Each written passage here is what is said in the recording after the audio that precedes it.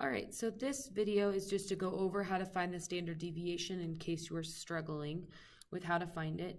So to find the standard deviation is how much it varies from the mean. So the first thing we need to do is find out what our mean is. We need to find the mean, which means we're going to add up our numbers, and then we're going to divide by how many numbers we're adding up. So in this case, we're adding up 1, 2, 3, 4, 5, 6. So we divide this by 6. So if I add up my values here, 9 plus 2 plus 5 plus 4 plus 12 plus 7, and then I divide by 6. So they added up to 39, and when I divided by 6, I got 6.5.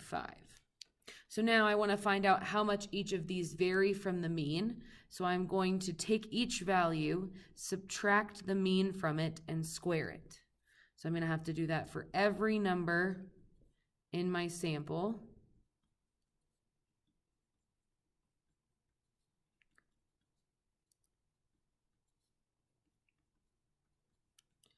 All right, so let's just see what we get. So I'll do 9 minus 6.5.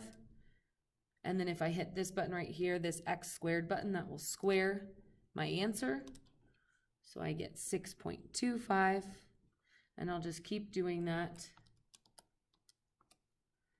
until I have all my values. Remember that anytime you square a number, you should always be getting a positive answer, right? You can't, when you multiply two negatives together, you're getting a positive answer. So you should always have a positive once you square.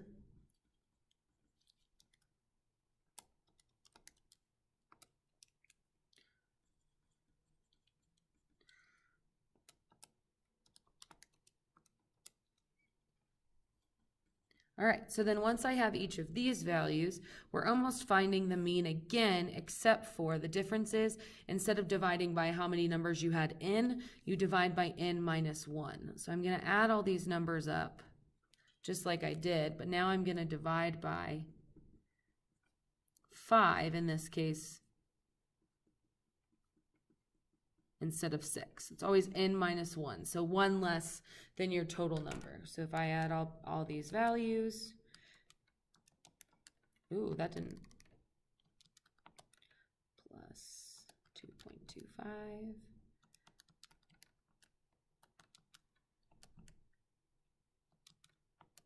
So when I add them all up, I get 65.5. I'll then divide by 5, which gives me 13.1. And then my last step here is to take the square root of this number. So I'll take the square root of 13.1,